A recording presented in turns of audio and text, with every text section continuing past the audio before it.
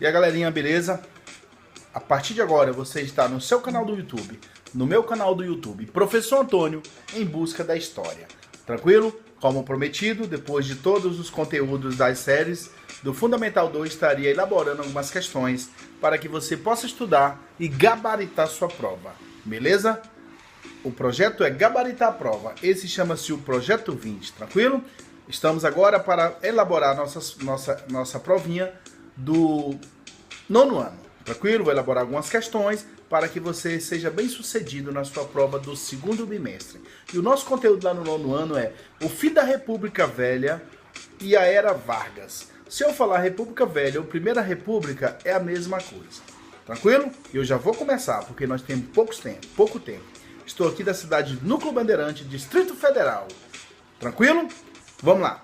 A política de valorização do café, em que o Estado fazia empréstimo para comprar o excedente produtivo e desvalorizar a moeda para manter o lucro dos cafeicultores, foi definida no convênio de Taubaté. Tranquilo?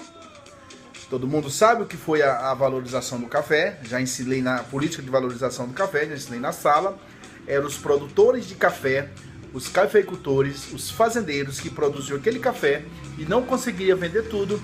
O Estado fazia empréstimo para comprar o excedente, para garantir o lucro do fazendeiro. E esse excedente muitas vezes ia para o lixo ou às vezes servia de combustível para os trens. Tranquilo? Essa é a política de valorização do café. Comprar o excedente produtivo dos fazendeiros para garantir seus lucros. Vou para a segunda já. Os tenentes, como ficaram conhecidos, acreditavam que o Brasil precisava de um governo central forte, capaz de intervir na economia para desenvolver os recursos naturais, promover a industrialização e proteger o país de exploração estrangeira. Também enxergavam no regionalismo e na corrupção a origem e os motivos do que havia de errado no Brasil e agiu na cena política como militares.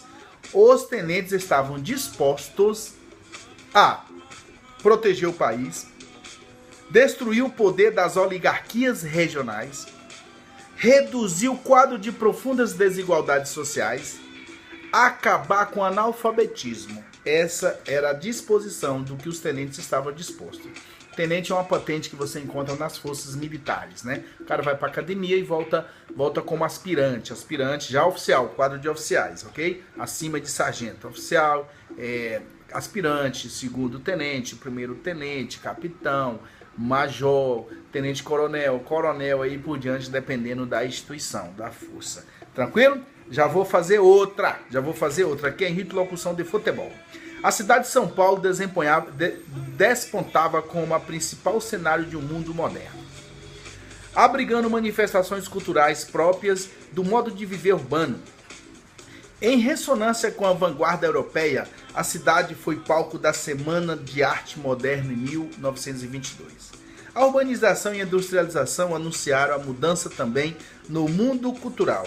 Com o desenvolvimento do século XX, ocorreu a introdução do rádio, a expansão do mercado editorial, o aumento da circulação de jornais e revistas. Tranquilo? Já vou fazer outra. Galera, só um comentário. O fim da República Velha, a gente está falando basicamente do governo Washington Luiz. Washington Luiz era o governo que valorizava essa política da valorização do café, que depois, quando Getúlio Vargas começou sua campanha, criticou muito, e o mesmo também continuou com a mesma política. Washington Luiz, no final do seu mandato, ele indicou um sucessor, que era Júlio Prestes, beleza? Ele sucessor o Júlio Prestes, que foi para a campanha, para a eleição, junto com Getúlio Vargas, que pertencia à Aliança Liberal. Tranquilo? Getúlio Vargas não ganhou a eleição, porém ele perdeu. Tranquilo? Nas urnas ele perdeu.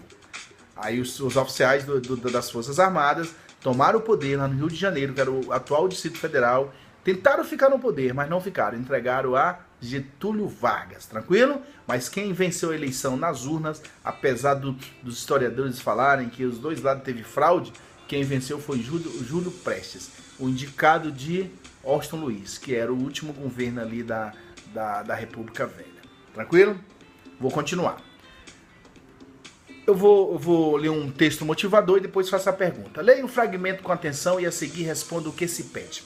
A Aliança Liberal lançou o gaúcho Getúlio Vargas para presidente e o governador paraibano João Pessoa como seu vice. Em uma campanha eleitoral disputada, a Aliança Liberal viajou pelo Brasil com críticas contra a política da valorização do café e propondo reformas eleitorais, como a doação do voto secreto, o início da industrialização, a extensão dos direitos sociais, como aposentadoria e férias, que não existia ainda, aos operários e a realização de obras contra a seca no Nordeste.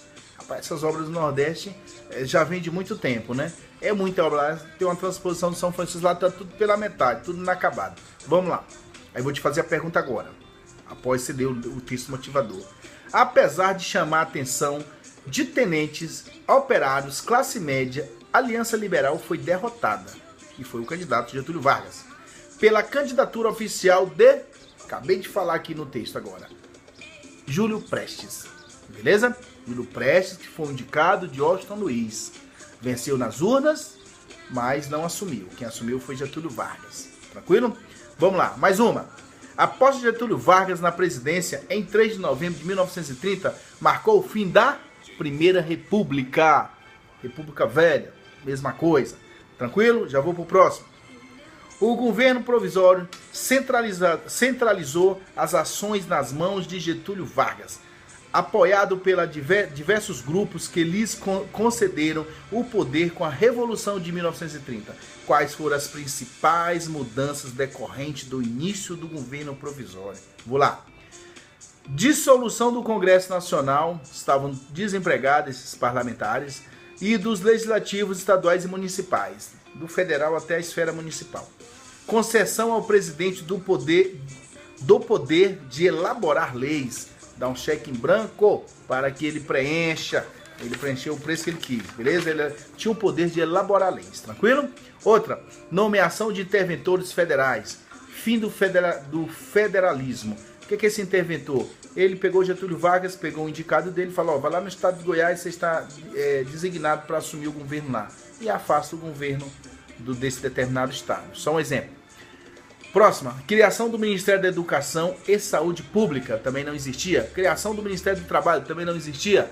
Industrialização do comércio e a lei da sindicalização, nada disso existia, tudo foi medidas do governo provisório de Getúlio Vargas. Governo provisório por quê? Porque ele não foi eleito, aí entregaram o poder para ele, foi chamado de governo provisório. Tranquilo? Mais uma do governo provisório. Lei de nacional, 2/3 dos trabalhadores deveriam ser nacionais. Primeiro estímulo à industrialização, beleza? Tinha muitos imigrantes naquela época aqui no Brasil, vinha de toda parte do mundo. Então ele exigiu que 2/3 desses trabalhadores de uma determinada empresa tinha que ser brasileiro. Tranquilo? Agora eu estou indo para o computador.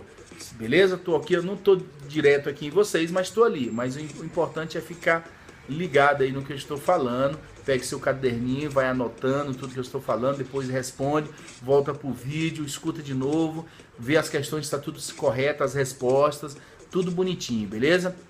E vai dar tudo certo, tenho certeza absoluta. Vamos mais uma vez, mais uma vez, mais uma vez, mais uma vez, né? Só que aqui eu abri a prova errada, né? Eu abri aqui vou abrir agora certa, beleza? Vamos mais uma. Achei. A queda de tal política, em um contexto econômico desafiador, marcado pela crise de 1929, lá a Grande Depressão, a quebra da Bolsa de Nova York, que veio devastando o mundo inteiro, ainda tinha um efeito aqui, levou à ascensão, o alto escalão, a ascensão de Getúlio Vargas como principal figura política nacional, quem fez ele chegar a essa ascensão? A Revolução de 30, tranquilo? Foi quando ele assumiu o poder como governo provisório. Vou para mais uma. Pessoal, mais uma. Importante na construção política e econômica do país do século XX. À época, seu domínio político ficou conhecido como a Era Vargas, de 1930 a 1945. que utilizou-se de quê? Qual foi toda essa teoria, o argumento que ele se utilizou? Vamos lá. Um discurso modernizador, que era o discurso dele. Vargas encabeçou a construção de um Estado centralizador e autoritário. Tudo na mão dele. Através de uma intervenção na economia, estimulou a industrialização. A consolidação de leis trabalhistas. Tudo foi ele que fez. Com base nisso aí tudo, ele centralizou todo o poder na mão dele e ficou conhecido como a Era Vargas. Tranquilo? Vou para mais uma. Defina uma resposta historicamente correta para a palavra tenentismo. A partir de que você estudou. Aí eu vou te falar. Uma frase historicamente correta da palavra tenentismo, organizada por oficiais de baixa patente durante a década de 1920. O movimento dos militares, beleza? Mais outra. Pessoal, o que significa a Revolução de 30? A Revolução de 30 foi um movimento de militares que levaram Getúlio Vargas ao poder. Isso é que você pode resumir como a Revolução de 30. Um grupo de militares que levaram Getúlio Vargas ao poder. Tranquilo? Vou para mais uma. Aqui é Henrique Locução de Futebol.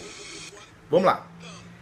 Em 16 de julho de 1934 foi promulgada a nova Constituição Brasileira e, no dia seguinte, Vargas foi eleito por voto indireto. Voto indireto é quando você não vota direto no presidente, mas sim o Congresso Nacional, os deputados e senadores, beleza? Indicado por eles mesmos votam. Por voto indireto, presidente da República, tranquilo? Já expliquei o que é. O Congresso Nacional limitou o mandato do presidente a 4 anos e vetou qualquer possibilidade de reeleição. Quais as principais mudanças decorrentes da Constituição de 1934, exceto, vamos lá, voto secreto? Estava lá sim. Voto feminino? Também estava lá na medida provisória. Instalação da Justiça Eleitoral? Também estava. Ensino primário gratuito e frequência obrigatória? Também estava. Menor aprendiz? Não. Menor aprendiz não, exceto menor aprendiz. Menor aprendiz é coisa nova, tranquilo? É isso aí, galera, espero ter ajudado. Se eu tiver ajudado, dê um like, inscreva-se, participe. Você faz a história, eu só conto a história. Galera, só para resumir, Getúlio Vargas, com todas essas bondades dele, com todos esses projetos dele, foi conhecido como o pai dos pobres, né? Que eu já comentei isso na sala de aula. Isso aí foi vinculado pela mídia, a mídia que fez esse mito aí, que é o pai dos pobres, tranquilo? Tamo junto. Provinha de história, acabei de elaborar algumas questões aí do segundo bimestre. Fique ligado, não justifica não gabaritar sua prova, tranquilo? Tamo junto aí, até a próxima.